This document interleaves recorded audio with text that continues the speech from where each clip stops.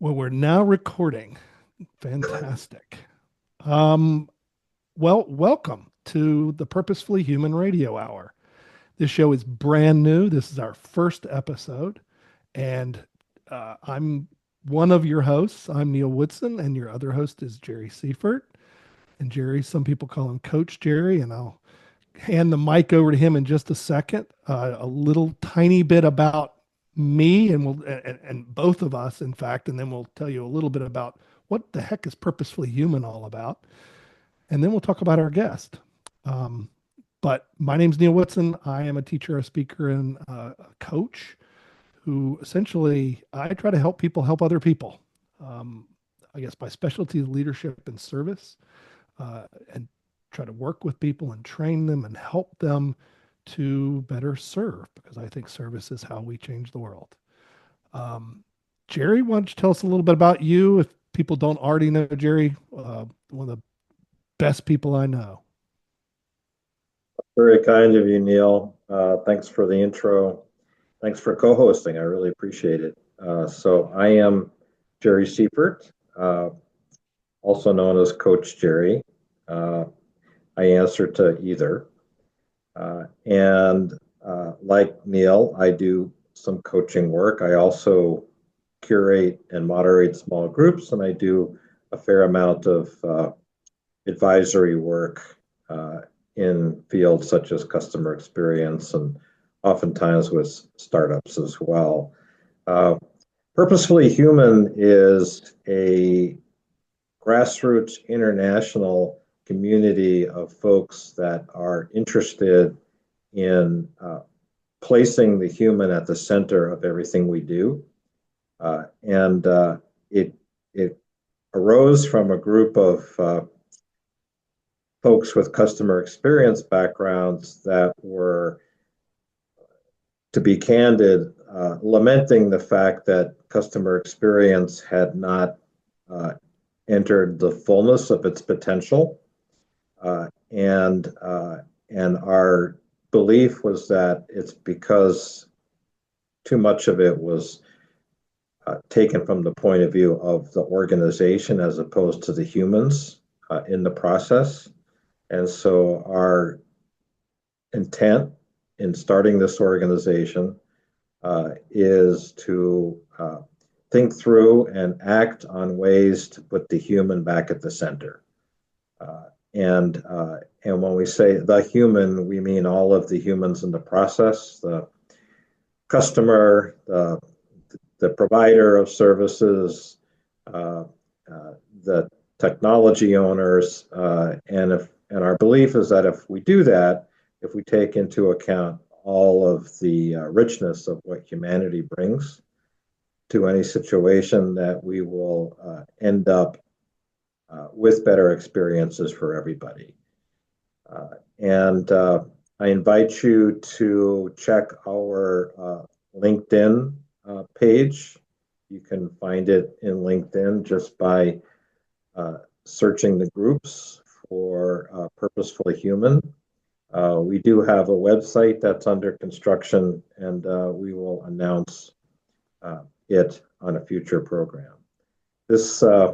Thank you, Neal, for co-hosting. Before we get started, this radio hour is our brainstorm.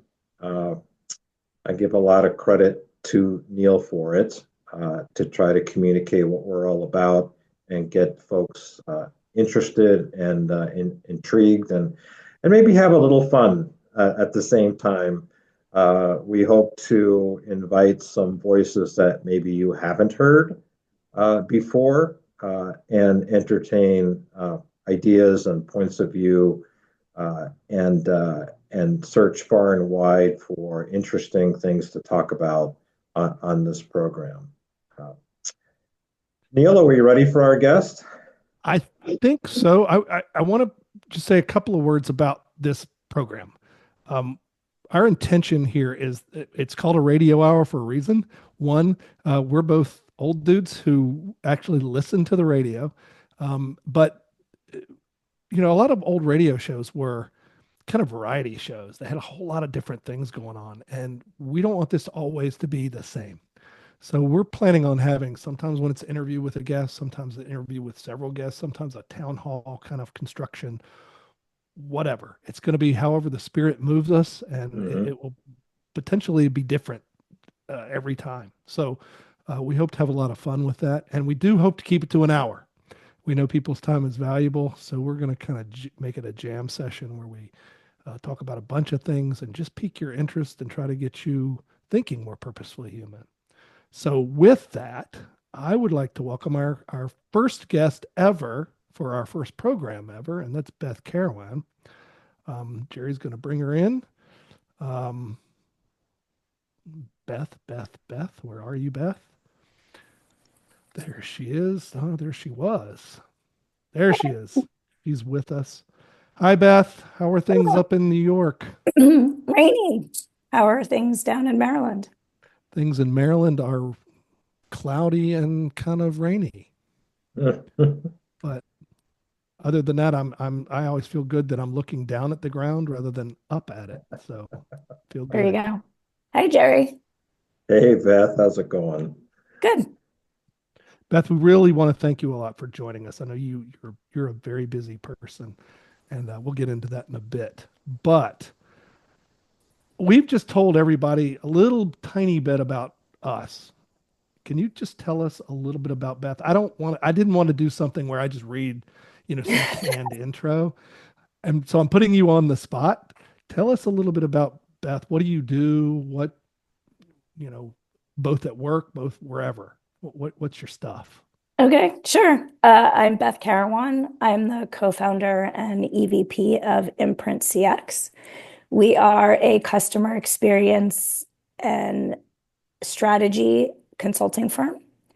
By we, I mean we are two people, me and my business partner.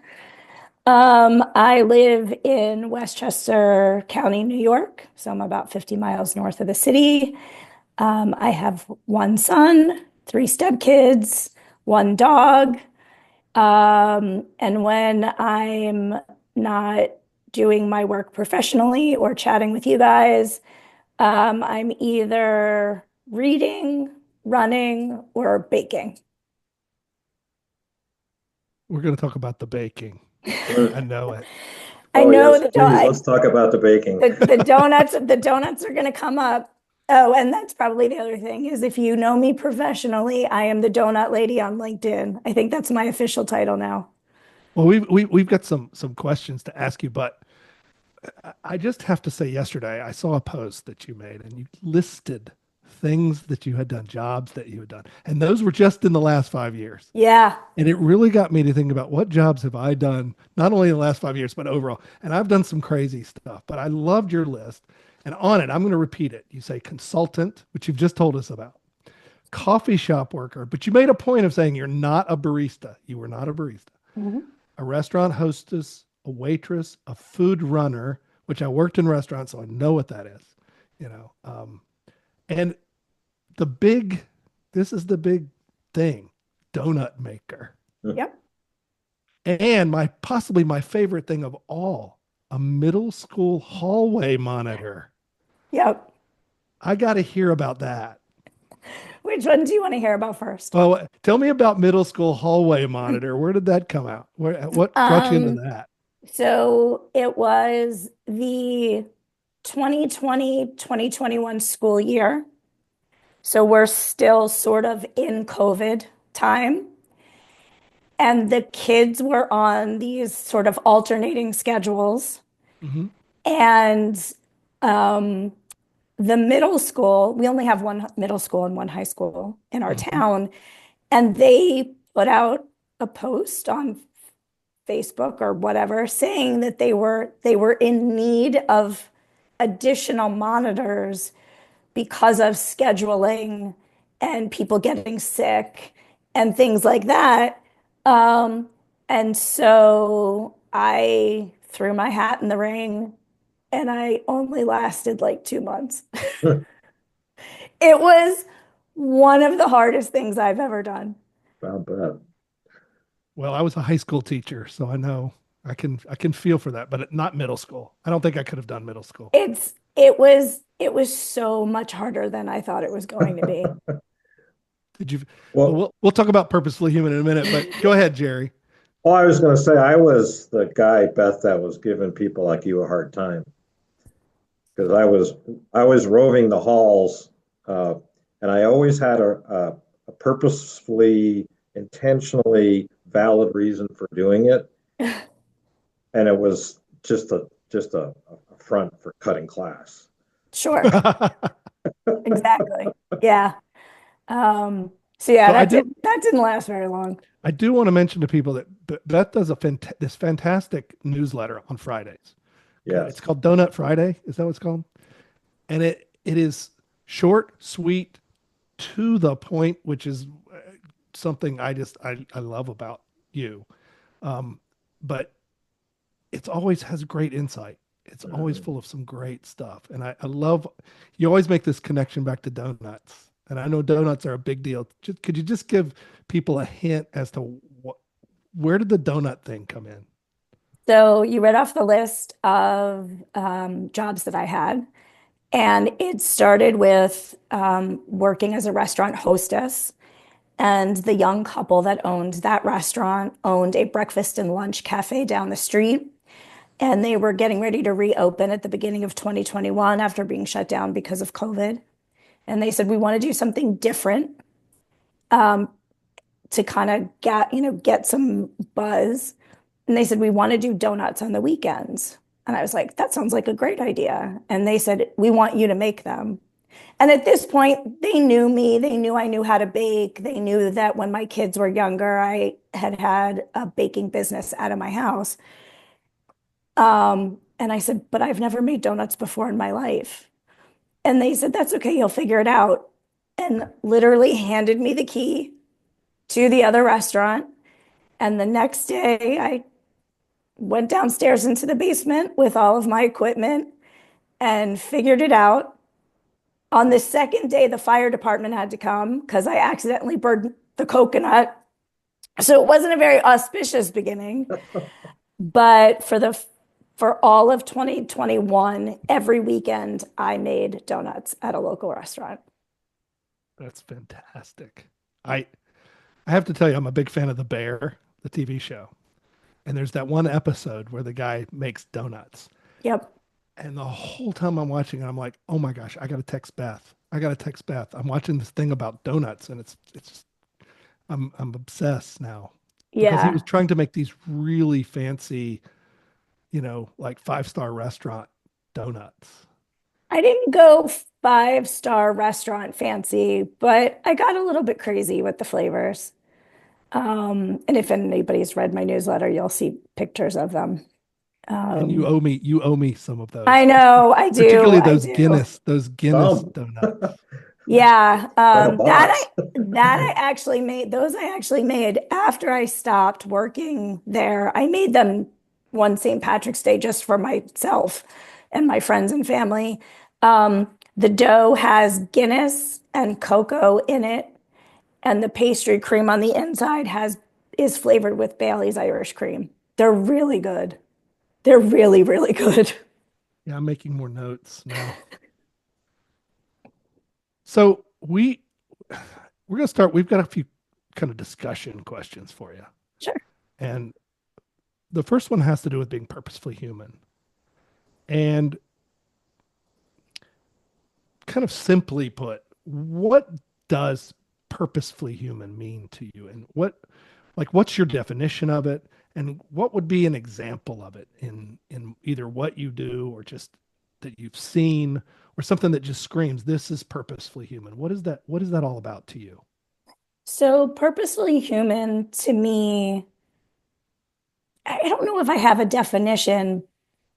I can tell you what it's not, because it's something that I think I feel in society today, Mhm. which is people don't treat each other with sort of this baseline level of respect and consideration these days. And you can sort of feel it in the air. So I don't know how you would define the opposite of that necessarily, Mhm.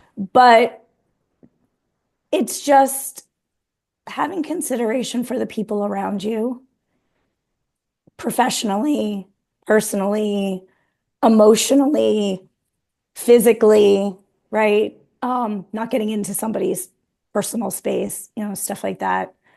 And so I think that's what purposefully human means to me. Jerry, how does that compare to like the way you think about it, or does it?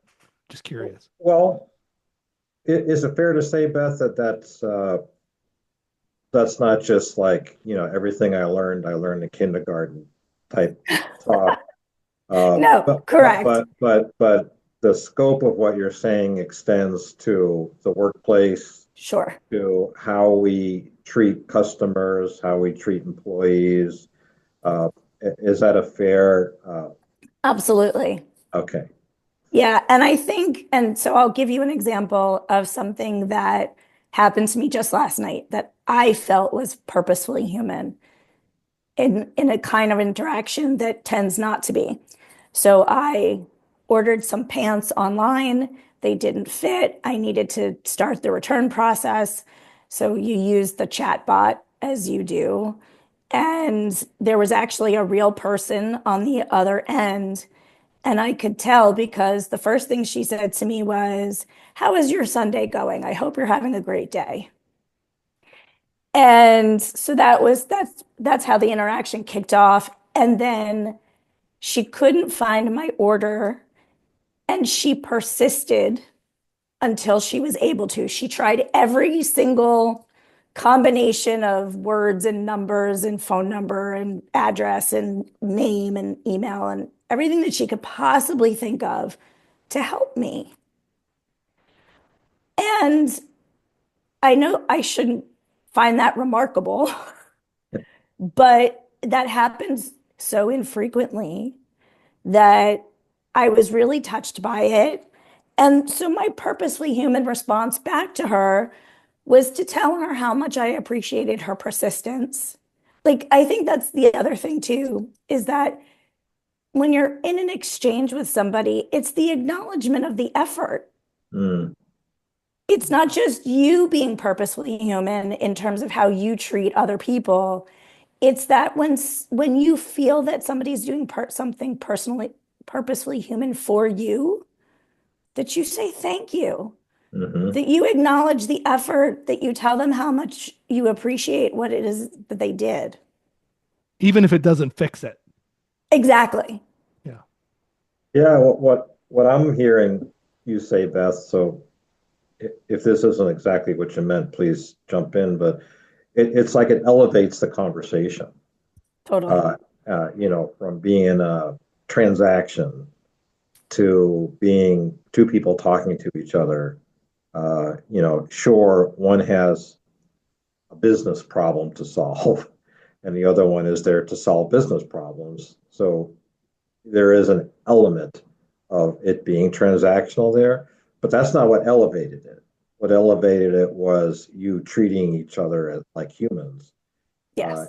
and I imagine that's going to stick in your memory when you have not only other business transactions to conduct with that organization, but just generally, as you go about your life and your work.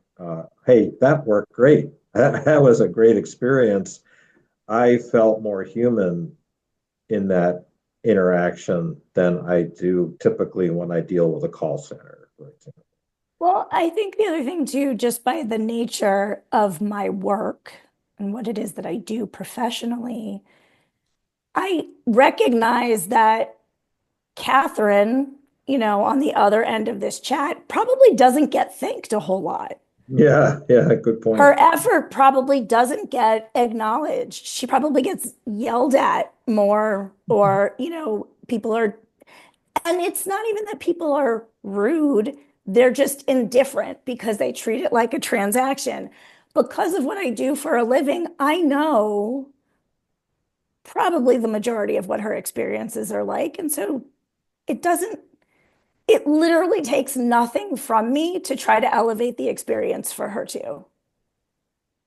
You know, you said one word that just totally sticks out, this consideration idea of Mm. considering other people.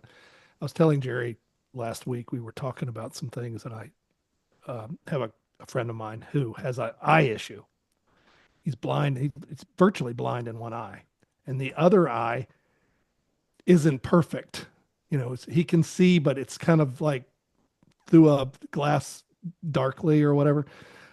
But he can read and he can do those things, but it's a problem. And he goes to see this eye doctor, and the eye doctor gives a little package to him on his way out. Here's some things for you to do, some eye drops, and this, that, and the other. And he gets home, and the package that he pulls this sheet out that has all these instructions on it, and it's all in little tiny writing. Oh my God. And he immediately thinks, this is an eye doctor. Yeah. All of their patients have some issue with seeing, and everything you've given me doesn't take any of that into account. Wow. And he actually talked to them, and he said, you could put a QR code on there and record all these things so that when you give this out, all I have to do is QR, it takes me to a recording and I can listen to it. And now I don't have to struggle or try to find somebody to read this to me. Yeah. And it goes back to that whole idea. And I know you and I have talked about this, that there are so many in the work world, so many companies and leaders of companies that don't really know about their customers' experience because they've never experienced it themselves. Mm-hmm. So it's hard for them to consider the other Yeah. because they don't know what that's like. Right. And I guess my big challenge here is there's almost an indifference to it. Yes. That's in a way kind of scary to me, that this is your business and you don't really care about understanding what the people go through that are there. Right. Right. It's indifference. It's indifference. Well, that's what I pay people to work, right? I have people underneath me to take care of these things.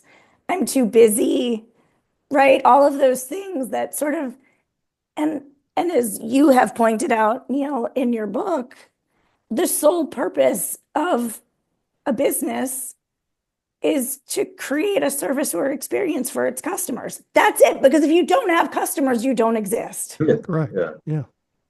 Right. And so for anybody to think that they're in too elevated of a position to experience what their customers experience or to consider what their customers experience is doing it wrong, in my opinion. Well, Neal, if I can interject for just a second. Yeah, go ahead, please. When we were conceiving Purposefully Human, it was this very thing that we wanted to address because we have gotten, as Beth said before, to a place generally and in work and in business where it is too easy and it's almost the default to be inhuman and not be considerate.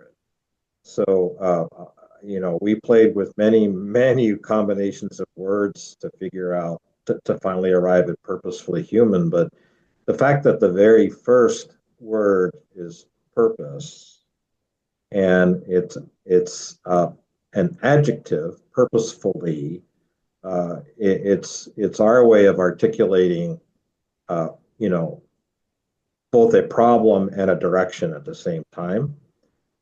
Because if something becomes a reality through just practice over time, this state that Beth describes of not caring or it's almost uncaring, has become the default. Well, then it is going to take purpose and intent to combat that and figure out what the new normal is, what the paradigm shift that's required to get back to treating people humans and doing business and work and human to human again, as opposed to more mechanistically. Mm-hmm. Well, this really interestingly leads right into kind of the next question or thinking. What's the problem? Why are we here? Why are we at this place where I mean, you kind of alluded to this earlier. Why do we even have jobs? Beth, why do you even have the job of, customer experience consultant? That shouldn't exist. Because if business leaders, for example, really understood that the whole purpose behind your business is to help people accomplish things, that's really what you're here for. You'd be out of a job. And I'm not trying to put you out of a job, but I'm just saying there's no reason for your job when you really think about it that way. But yet here we are. And why? Why is it that we have to talk about being purposefully human? We're all humans. So I think there's a couple of answers, a couple of different ways to answer that question. So I think the first thing is that even if you're already doing, in taking customer experience, for example, in consideration as part of your business, there's always things that we can all improve upon, right? And sometimes if you want to make things better, you need an external point of view to somebody who isn't mired in the day-to-day politics of your organization to kind of see the forest through the trees and bring different thinking. Because if you just have the same people attacking the same problem, you're going to get the same result.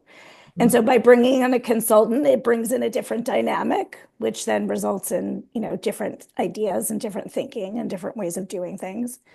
So I think there will always be, hopefully my job will always exist just because people want to get better, right? Want to get better. But I think as a society, we've gotten here because, and you and I have talked about this many times, the focus became on capitalism and making money. And quite literally, it was the shift in the 80s of the purpose of an organization is to make profit. It was no longer about the purpose of an organization is to serve its customers. It was, and what was taught and became taught in business school was the purpose of an organization is to make profit. Thank you, Milton Friedman. Exactly. Yeah, the sole purpose. Right, the sole purpose. Right. And because that takes the messy emotions and the messy human part out of it, which also can't be measured, can't be standardized, can't measure your return on investment when the humans are involved, it makes things much more efficient. And so, but then that bled out to the rest of society. And so when we started the conversation, that's why I said we're in this moment of people just being really uncivil to one another. And so this idea of being purposefully human, it needs to come back. There's a paradigm shift that has to happen in order for us to continue to evolve. It's interesting. You say you almost allude to the fact that it's kind of snowballed, and here we are. And it's interesting. I've said this many times in front of training classes and things where it has gotten worse, and you can see it if you look at movies. I love old movies. And if you go back and watch really old, like black and white movies and stuff, even the criminals in those movies would like hold doors open for people, pull chairs out and say, please and thank you. I mean, really, seriously. But over time, that's changed. And now the criminals are just abhorrent. They're bloody, awful, just, orcs. Yeah. They're horrible. And I just find it interesting. It really is funny to go back and watch one of those old movies and say, this is the kingpin criminal and he's being nice to people. Right. And how we have changed, that thinking has changed, that we're not even civil to our friends half the time. Correct. It's a great observation, Neal. I wonder if people who have only seen films that were made since the 80s would even recognize in a film from the 30s that character is the kingpin criminal, because they're so nice and thoughtful and they hold doors open and they say please and thank you, and even though they're breaking the law. Even in movies like if you look at, and this was in the 40s, but you look at It's a Wonderful Life. Yeah. and Yes. and Mr. Potter, who's like the head bad guy in the Yeah. movie. He even occasionally does something that's kind of nice. Yeah. He's not like all bad. You know, he Ebenezer, apologizes. Ebenezer Scrooge wasn't all bad. Yeah, yeah. I mean, although he did make the big shift, but I've often questioned, why is it that we're here? Why are we at this place in the world that we have divorced ourselves from just some common decency? You know, Mm-hmm. but I think it goes back to your point, this consideration for others and being considerate of others and seeing others and being curious about others. I think a lot of that's gone away, and I think our businesses could use a dose of that, a big dose of that. You know, business leaders going and being curious about the customer, trying to find out what they need, but being curious about their own employees, Mm-hmm. because it's not just about customers. Right. But um, so what can we do about it? What do you think we can do about it? Um, well, one of the first things that I did about it, and I knew what I was doing at the time. I don't know that I would have described it as being purposefully human, but I would now, which is when my son was born and he was getting older. His father and I talked about how we never wanted to be the parent of that kid, because everybody knows who that kid is, right? And so it started with teaching our son how we expected him to behave in society, Mm-hmm. which means teaching him how to say please and thank you and being respectful when you're not home, being respectful of other people's parents, all the things that I feel like generationally we were taught, but also have somehow gotten lost in translation or just tossed to the side. So it started with me imparting those values onto my son so that he could then take them forward. And I think it takes people, like-minded people, finding other like-minded people like we all have, right? Where eventually you gain the mass momentum because there's enough people who really believe in operating in this way that and you just do it by how you treat one person at a time. It's me saying please and thank you and showing appreciation to the other person on the chat last night, right? It's Yeah. really so small, so simple. I also don't have any right. I didn't expect anything in return, right? That's Yeah. the other thing, is you do these things without any expectation of reciprocity, just because, Mm. just because you want to be a nice person, just Mhm. because, chances are that person had a terrible day and maybe you can do something to make it better. Just be nice because it doesn't cost you anything. And I know for myself, it's being rude, being inconsiderate, being angry, being judgmental. That is exhausting after a while. It's hard work to carry that stuff with you, those emotions with you as a person. It feels a lot better to do the opposite of all that. You just feel lighter and freer, I think. Well, if I can jump in on that for just a Yeah, go ahead, second, Barry, please. completely agree.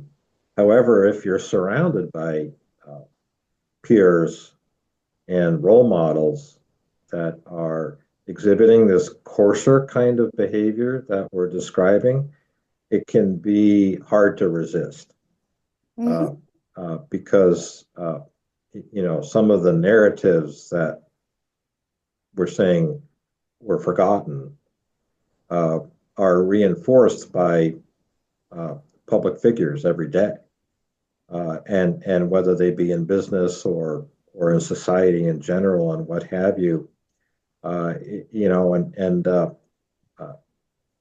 the funny thing about habits, as you both very well know, is they can be extinguished. And even if you were raised with rock solid, purposefully human behaviors, if you don't practice them, if you are not, and this is where I think there is a corporate connection, if you're not rewarded for them, if you are to really drive down the ground in a big hurry here, if you are actually punished for them because you're in the call center and your average handle time is 3% outside the range because you're doing those things, then the purposefully human ways that we would hope people would behave like, and we recall being like the social lubricant that we valued, can be lost over time. Mm-hmm. Yeah. Well, you talked about that a minute ago. Beth, you were talking about we've sacrificed a lot for efficiency. We've sacrificed a lot for bottom line. We've sacrificed a lot that doesn't further the real cause. Because the real cause, like I said earlier, is helping people accomplish things. And that's what every business is here for. And I truly think most business leaders don't understand that. They don't get it. Nope. And I guess and I talk about this a lot, but I'm always interested in hearing other people's point of view. How do we shift that? How do we shift the thinking? What do we have to do to, outside of coming in with a hammer and starting the revolution? What do we do to shift that thinking? How do we start to move the dial on? It's not about you. It's about what you do to make this a better place. How do we move that dial? So I think first of all, everybody has to be on the same page. In an organization, or what? I mean, what? In an organization. Okay, so if we're right. thinking about bringing this change to an organization, Mm-hmm. I think the first thing that everybody needs to remember is, despite everybody's best efforts and intentions, whatever it is that we're going to hoping to accomplish is going to take a long time. Mm-hmm. Right? So right off the bat, you are not going to see immediate change. You are not going to see immediate improvement, and you are not going to see an immediate return on your investment. Yeah. Let's get that out of the way, because the changing human behavior is hard and takes a long time. And that goes for your employees and that goes for your customers. So let's just follow these 5 steps, use my framework, anything, right, is going to get you any faster than the people within your organization are willing to work. Mm-hmm. It's just not going to happen. So I think it requires that level of honesty. So that's the first thing. It takes a long time. The second thing is that you need to rethink, again, if we're thinking about this, bringing this organizationally, you need to rethink about what success looks like. Because again, some of these things cannot be measured or directly correlated to a specific quantifiable outcome. Now, we know at a high level, because it's been proven in various ways, that when you improve the customer's experience, the organization makes more money. How you do that, right? How you do that is unique to each organization, but we know that to be true. Mm-hmm. The trick is, for each individual organization, what does that look like, or what does that mean, or what does that, what is that financial outcome? It's not going to be the same for everybody.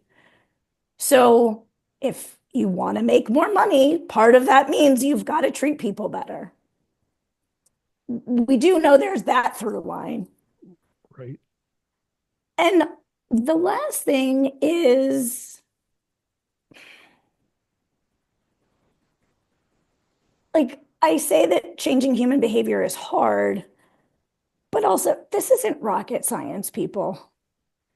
This isn't, you don't have to make this a complicated, we need workshops and we need words on the wall and we need to quantify this and science and blah, blah, blah. Just Be nice. be nice. Just be nice. Do unto, like it's again, there are all these, there's these sayings because they're true. Be nice. Do unto others as you would have done to you. The golden rule, all of it, because it's all true. And so you don't have to make it any harder than that. Do it because it feels good. There's all sorts of scientific studies about how it improves your own mood and your own outlook on life and either your mental health and your physical health to treat people in a nice way as opposed to not treating them in a nice way. Mhm. So, but I think organizations, for the most part, if you can't measure it in a quantifiable way, or if you can't show them proof or you can't show them data, then the whole thing is invalid, which is ridiculous and stupid, but that's probably why I haven't attained CEO level status somewhere yet. This goes way back. This goes right back to that famous line, William Bruce Cameron, who said something to the effect that everything that matters can't be measured, and everything that you can measure doesn't necessarily matter. Yeah.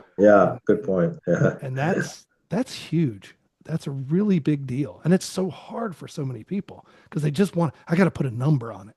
If I can't put a number on it, I don't know whether we're doing better or worse. But you know what? I usually will turn to somebody like that and say, so how much do you love your kids? 10, 6, 7? Give me a number. Think about it. There's so much in life you can't put a number on. Right. You go to an art museum, is that a 10? Is that a 9? It's just art, right?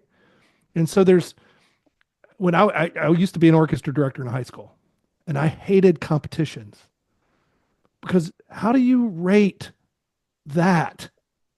Yeah.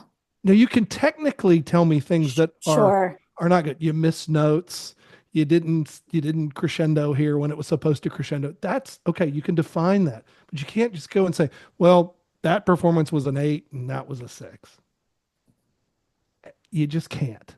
It's not possible. Because Beth might come in and say, well, no, I thought they were a 9 and they were a 7. Right. It's not quantifiable. I think where the conversation is going is reminding me of a TV show that I just finished watching on Netflix. And it was in the political realm, and the husband in the TV show was an ethics professor and was teaching ethics to the military. And how do you apply ethical, philosophical, and religious texts? And how does that fit into how the military operates? I feel like we need that in business school. Now, I didn't go to business school, but I'm just saying is if we've, in the past 50 years spit out a whole bunch of people with MBAs and we're in this place where organizations are just about making money. Clearly, it starts with how they've been educated and what they've been taught.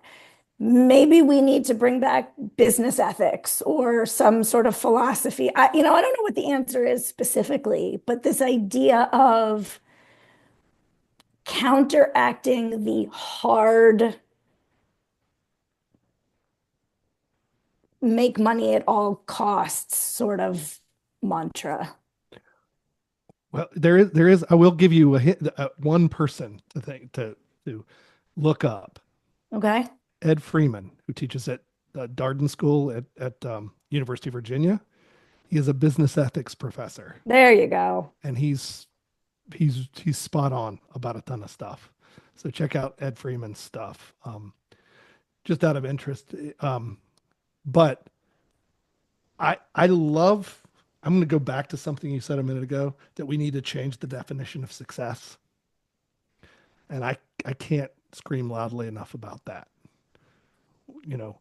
what does real success mean? And the other day, I saw a funny video with a man. I don't know what this exactly was all about, but he put up a clip of this young man who was boasting about all these things he had.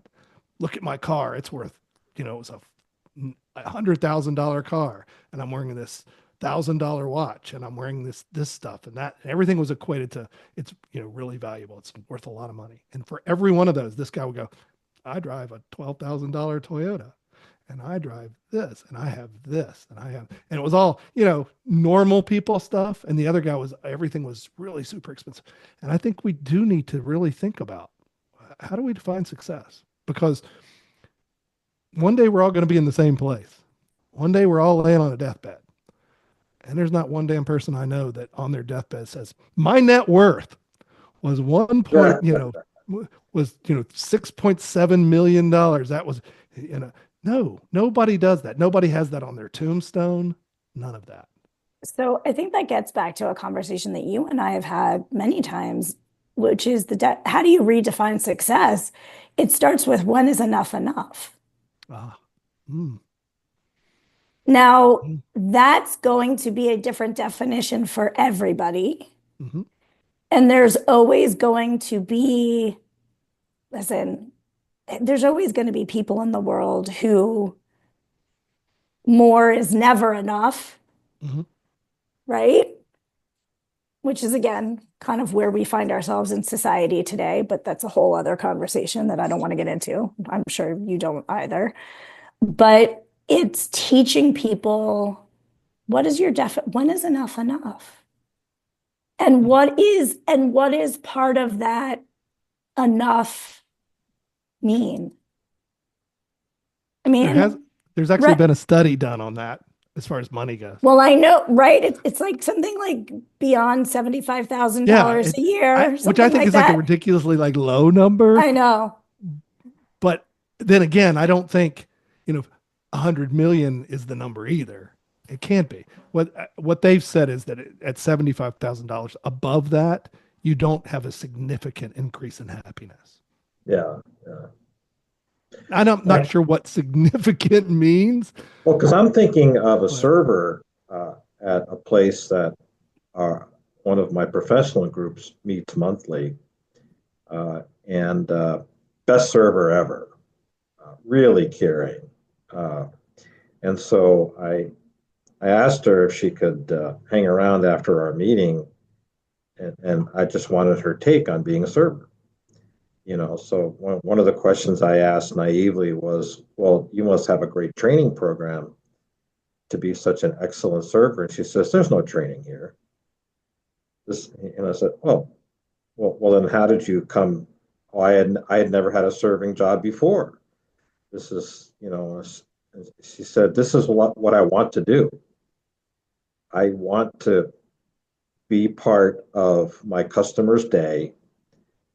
And I want them to have a good experience at breakfast, socializing with their family, friends, and colleagues. And I want to organize my work around making that as easy and as problem-free as possible so that they can go on and have a wonderful day. This is somebody that's earning minimum wage or near minimum wage. So it wasn't about money either. It wasn't about training, it wasn't about money. This is just this person's personality coming out. Sounds like a passion, though. Yeah. That's a good word to describe this individual, Neal, because we got better service from this near minimum wage first time server with no training than at a high-end white tablecloth restaurant, simply because she wanted to be of service. Can I ask a question? Do you feel that at any time this was all just cranked up so she could get a good tip? We had already settled the bill. Oh, okay. So it was after all that was done.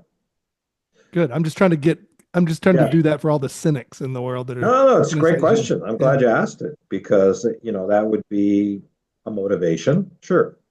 yeah, Uh, but you know me, I don't ask yes, no questions.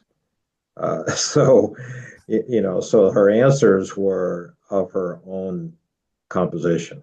I didn't say check letter A if you agree and B if you don't, or what have you. So and that's just so emblematic of the purposefully human philosophy. And Beth, I agree, it is not rocket science, but it is a numbers game because yes, there will always be people that are motivated by adding one more zero to their income and having one more whatever house, boat, car, whatever.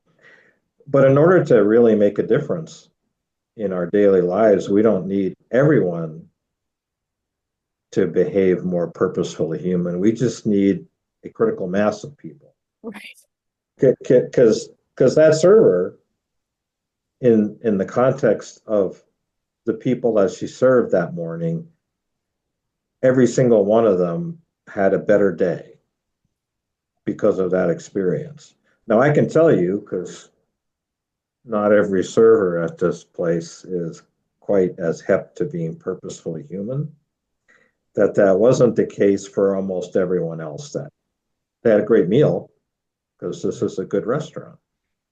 So that's credit to the chef, right? But as far as their experience, it was at best not memorable, which isn't really saying very much. we are now closing it. We could probably talk on this for the next, Well, the like, three of us could another probably talk. hour, Yeah, for sure. but we're closing in on the Yeah. time. And we have what Jerry and I have, we have yet to decide what we're calling these questions. I'm calling them the burning questions, but they don't have to be burning questions. Just they're three questions, and just want to get your viewpoint. Um, are we ready to let this rip, Jerry? Yes, please. Question number one. Oh, now I'm getting nervous. Well, You're What being kind very of sick. donut does You're Neil being want brought to it? No, just kidding. Question number one. What is something you see that is purposely inhuman, that we all accept, but could be changed for the better?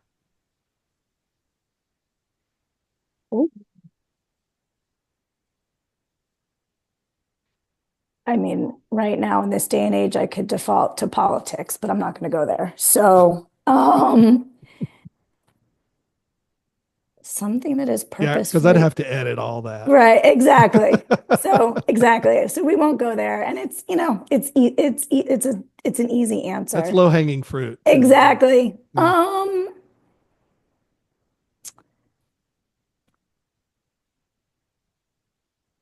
This, and I don't know how easy it is to change, but Well, I didn't say it has to be easy. It's just okay, that just could be changed for the better.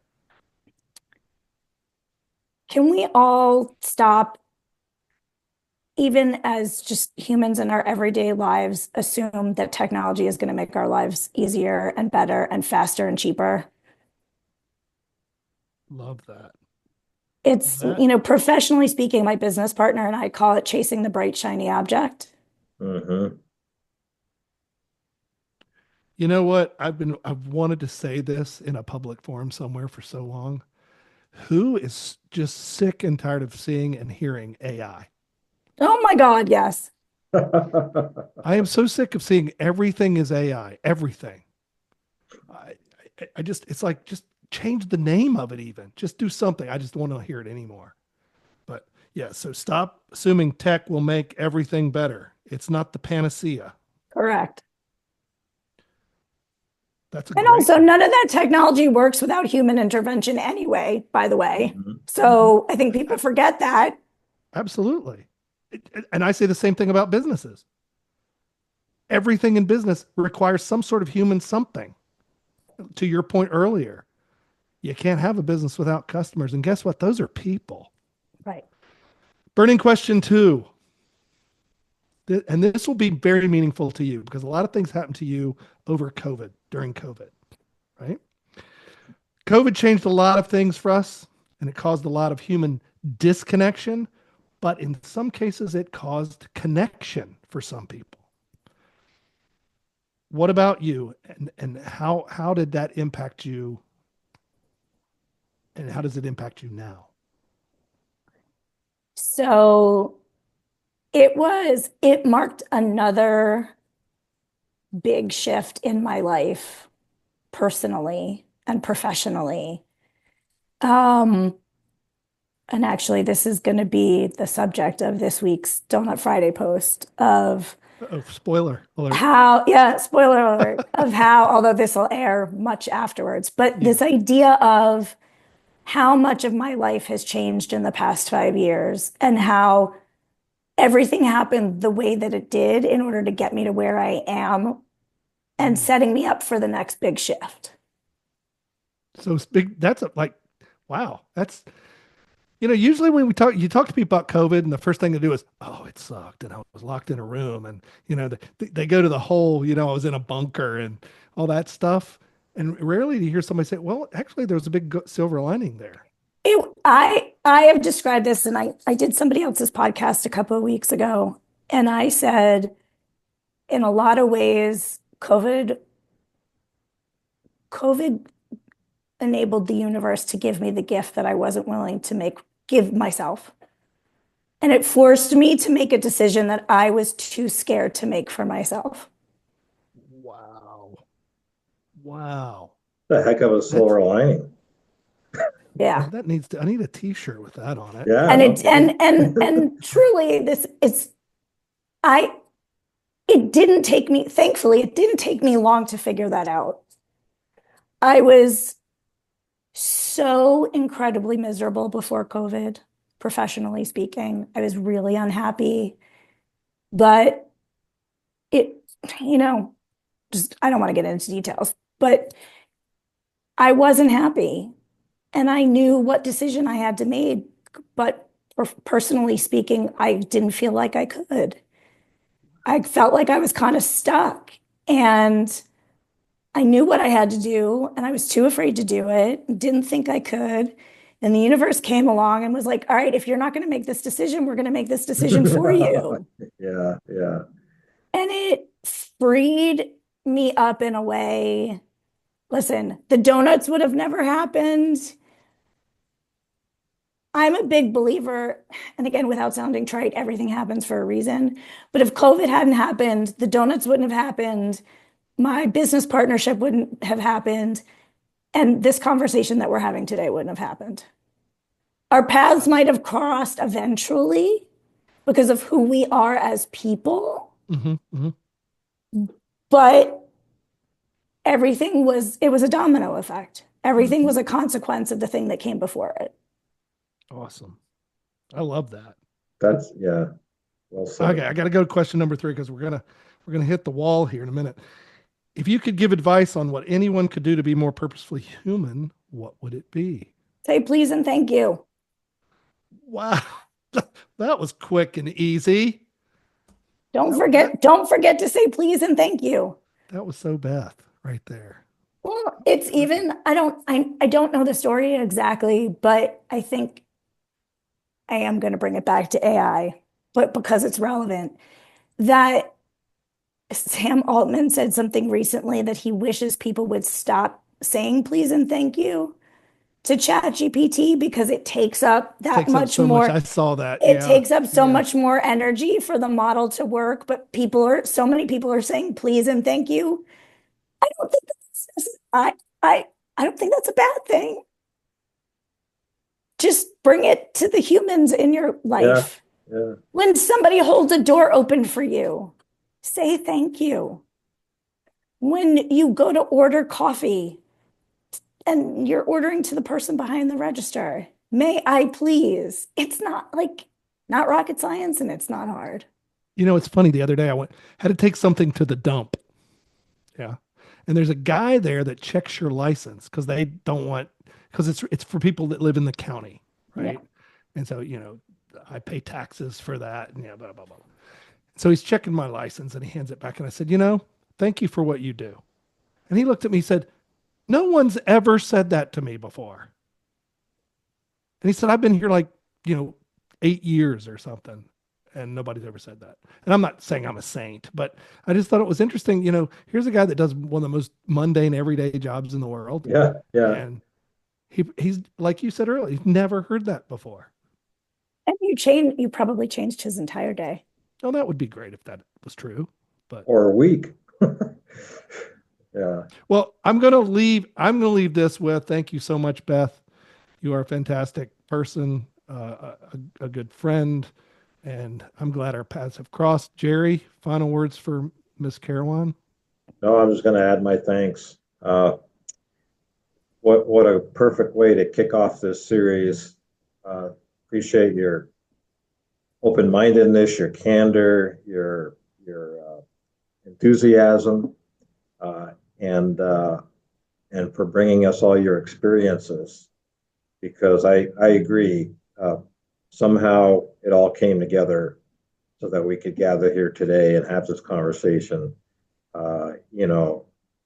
COVID, our professional work, your donuts, it's all part of a package. And, this human is grateful. So thank you very much. Thank you. I appreciate you guys so much. We'll see you sometime soon, Beth. All right. Take care. Hope your Bye. voice gets better.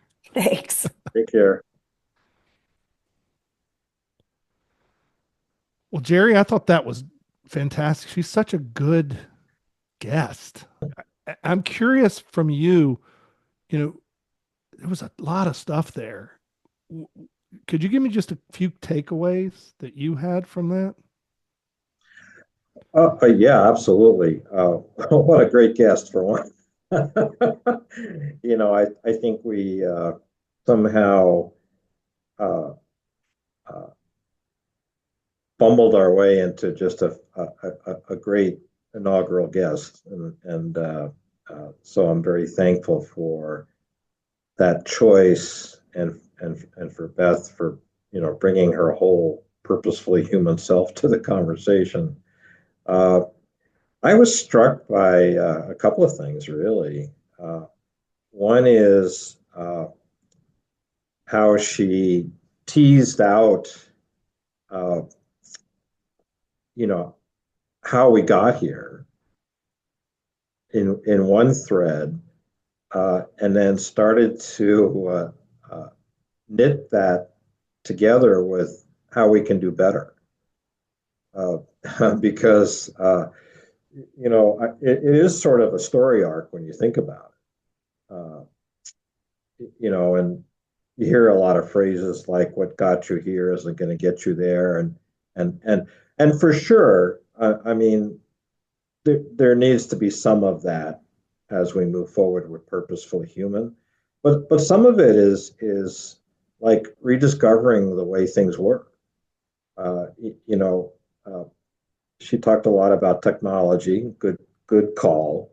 But it seems like when we took on board technology in a big way, it catalyzed some forgetfulness about being kind and being of service to other people, and being human, give and take in a human way. So you can't go home again. We all understand that. We can't roll back the clock, nor would we want to, but we can rediscover our humanity. And we can carry that humanity forward into this technology saturated world that we live in now. And we can be our best human selves. So this is what Beth's central point really was. We can, she said it's not rocket science, but it is human science. And we can be our best selves, and we can also for the people that worry about these kinds of things, we can also be successful as businesses. We can also be productive. We can also be efficient, but we have to redefine what those words mean, which was also another great point she made, and you as well. Well, what is success? If success is solely maximizing profit, uh, that's a tough one to sustain, and look at the cost, to society of having that singular goal. But if success is defined as lifting all humans, or as someone said to me the other day, facilitating the flourishing of humans, which I love that word, flourishing. Then yes, I think we, with insights like Beth shared, like you shared, yeah, I think we know a big piece of how to do that, which is to recover our humanity in our daily lives and in the way we treat each other, with the way we treat customers and employees, and build that world again. Whether it's a Wonderful Life or whatever mental model you want to use. But I think it's important to realize, it's critical, really, more than important. It's critical to realize that being human and being successful are not antagonistic concepts. They can and they must coexist. Well, a lot of what you've already said are takeaways for me. But and I wrote notes here, so I'm looking at some of my notes. I think maybe one of the biggest things that stuck out to me was when she said we need to change the definition of success, much like you've just said.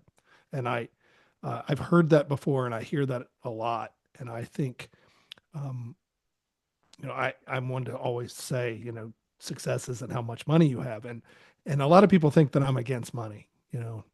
Neal's against money. He doesn't like profit, and I'm like, no, that's not true at all. I think you have to have profit. But the thing I'm against is making it your priority, because, we all have cars, most of us, and the priority in my car is not how much fuel's in it. The priority for me is where I'm going. Good point. And the only time that the fuel becomes a priority is when that little light comes on that says you need to go get more gas.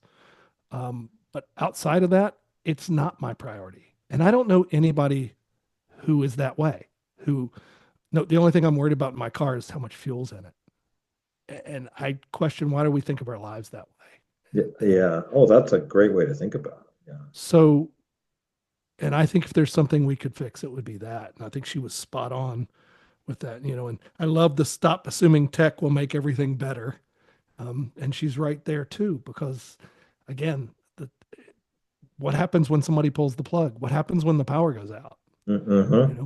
If we don't know how to work with each other and deal with each other and interact, we're missing a lot. So Beth was fantastic. I knew she's just very down to earth, and she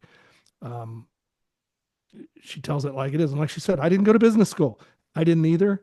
And, but I am human, and I think I get that. So, and I know she does. So I think that's, it's interesting that you mentioned that. So there's a takeaway that we all three share, because I didn't go to business school either. I'm an engineer. And yet here's the teacher, the engineer, and the donut maker talking about a more human world.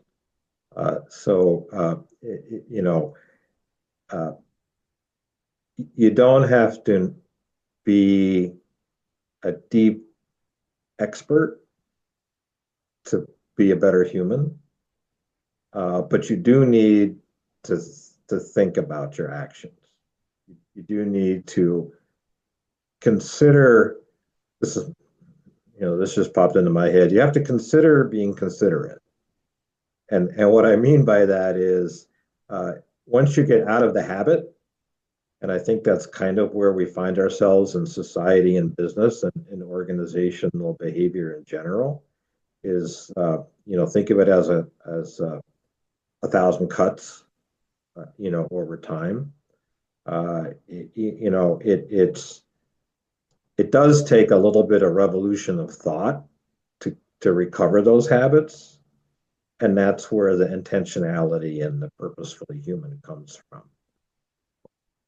I'm gonna take us out because what you just said circles right back to how this started. Yeah. Because she said, I said, what's the problem? She said, people don't consider others. Yeah. Yes. And so I think you've just given the answer right there. We need to consider being considerate. And I love that. So Jerry, I want to thank you for taking time. And I'm again going to thank Beth for taking her time to be with us. And I want to invite anyone listening, anybody watching, to hit the like button, whatever that like button is, wherever you are. And if you feel so inclined to go to Purposefully Human, go to the search on LinkedIn, type in Purposefully Human and check out what's on the group page there. And again, if you're emboldened, click on, how to join the group and contribute to the group. Yeah, we're going to post this there, right? Yes. So it will be your exclusive opportunity to view and share this program. And as we conceive more programs, and there will be more programs, we will be announcing them there as well. So thank you and see you next time. Thank you, sir. Great job.